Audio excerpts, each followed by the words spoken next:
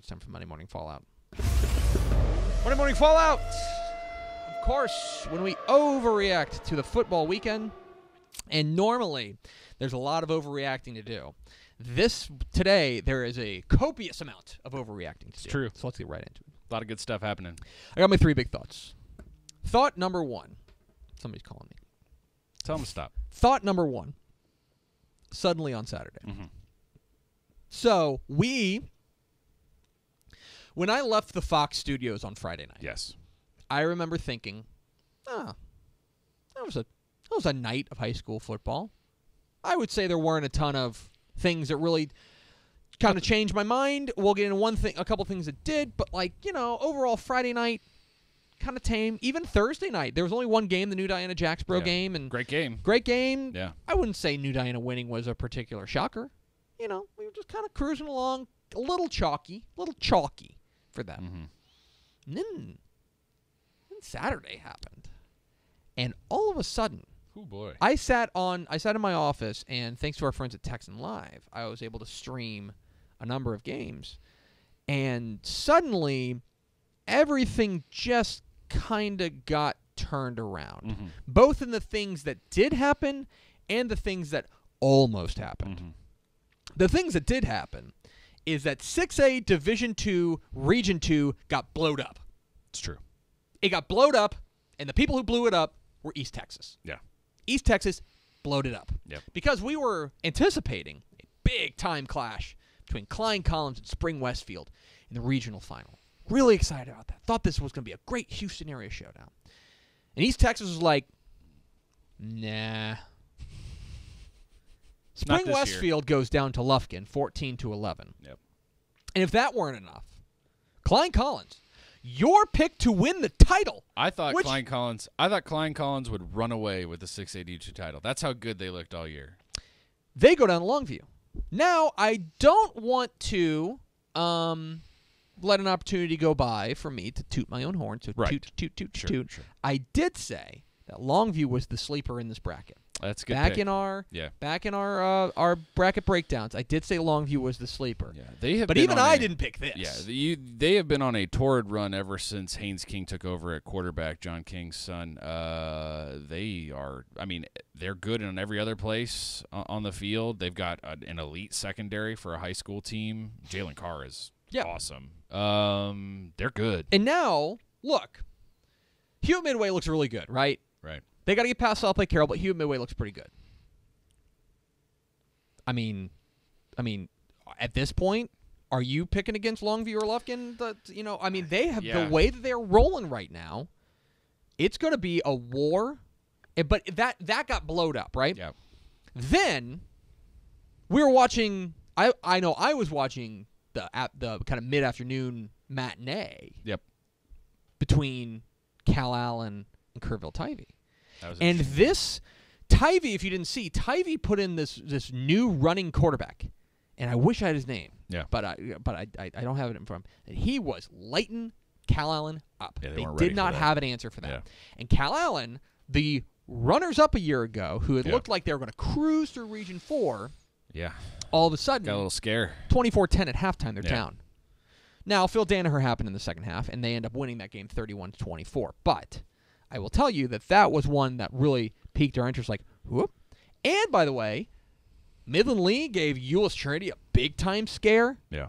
There were weird, kind of wacky results all over the state on Saturday after a relatively calm Friday. Yeah. That's my first big thought. Thought number 2, the biggest hire ever. I spent the weekend thinking about Jimbo Fisher to Texas A&M, which broke during our show on Friday. Right. So we didn't have a ton of time to talk about it. Right. We're probably going to do a whole big segment on it tomorrow. Okay. So we'll do a whole big segment on Jimbo Fisher. But after spending the weekend thinking about it, I think this is the biggest coaching hire in the state of Texas history. Yeah, that seems right. At the time. You can't look back. No. Yeah. Obviously, yeah. I mean, obviously, Texas hiring Mac Brown was a good call. Worked out okay for right. them. But at the time, TCU, right. TCU Gary Patterson. promoting Gary Patterson worked out okay for them. Okay, but for me, if you look at the resume on hand, Jimbo Fisher has the best resume, arguably, of any head coach that's ever been hired in the state of Texas. There's only, from what I can tell, there's only been one other coach who has an FBS national championship under his belt that got hired by a state of Texas team. And that was Larry Coker getting hired by UTSA. That's true. Now, that was a very different situation, Right. though. He didn't come into a he like when they hired Larry Coker, he was hired to get this program off the ground. Yep. Jimbo Fisher is hired to win a national championship. And so in a lot of respects, I think it is very fair to say that Jimbo Fisher to Texas A&M is the biggest hire from a resume perspective in the state of Texas history. Yep. And they're understandably very excited in Aggie Land. We'll talk tomorrow about what he has to do, maybe why we need to temper a little bit of expectations, but it's a big, big day in Aggie Land. Yep. And number 3, margins matter. On Friday night, the biggest thing that I was noticing in the high school football ranks was not necessarily who was winning, but how they were winning. Yeah.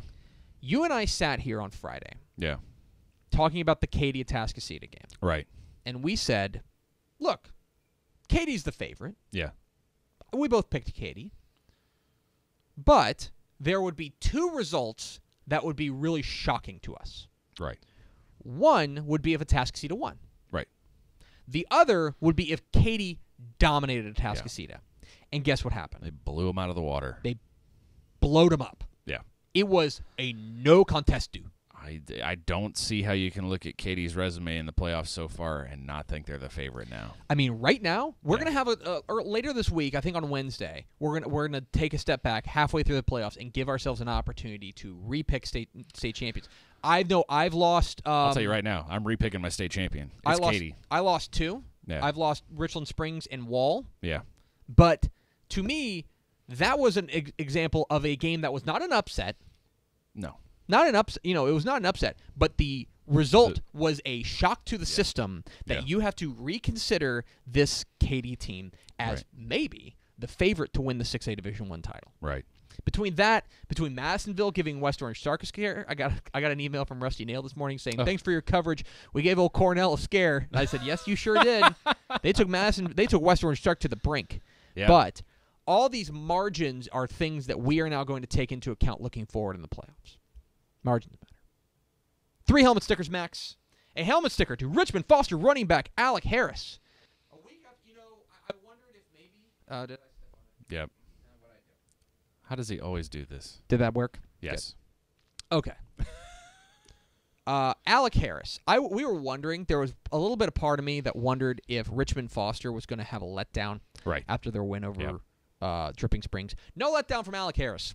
235 yards and 3 touchdowns on the ground. Yeah. Big win for them. Mary Hardin Baylor defensive back Bryce Wilkerson.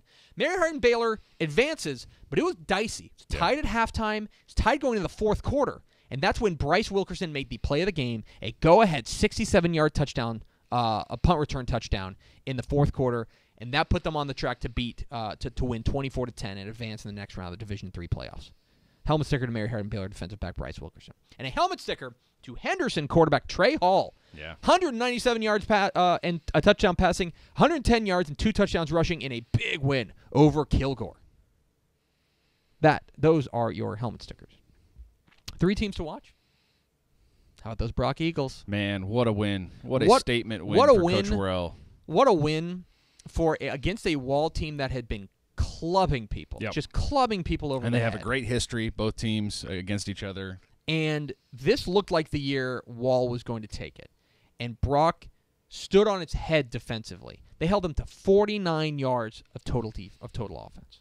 49 yards. Are you kidding me? Mm-hmm. Remarkable. Or on the ground, 49 yards rushing. For a team that was getting like 400 yards on the ground. Yeah. Incredible for Brock. They're through to the next round. A&M Commerce. The Lions are alive. They go to Minnesota State and win. Semifinalists. Final 4. 1 win away from Kansas City in the title game. Unreal. Big win for Coach Carthel and the Lions. And bowling. Remember them? I know, right? Remember them? 8-5 bowling. Knocking off East Bernard again. Again, This is a team that now you look at the path they're walking. Same one as last year. It's the same one as last year. Now they got Lexington. Yeah. Good luck. And it's just it's really remarkable what they've been able to do down there with a new coach, by the way. So really impressive for bowling. Brian Jackson's doing his thing. 3 to C. Manville and Temple. 7:30 p.m. Friday night at Prairie View's Panther Stadium. What did Coach Stewart at Temple say about Manville? Our friend Jessica Maury down in Temple got a great quote from Coach Stewart at Temple. He said, quote, Temple head coach, this is from Jessica Maury, at Jessica Maury on Twitter. Temple head coach Scott Stewart told me this year's Manville team would, quote, probably get second in the Big 12, end quote. So there's a healthy amount of respect from Temple to Manville. Yeah. But look, this was the game that tripped up Manville last year. Yep. There's a revenge factor here. I think Temple's playing really well right now. Yeah. They got a bit of a scare last week against Port Arthur Memorial, needed to come from behind and win at the last moment. We're in the same position we were last year, right? We have gone from day one saying Manville is the favorite in 581. This is the same way last year.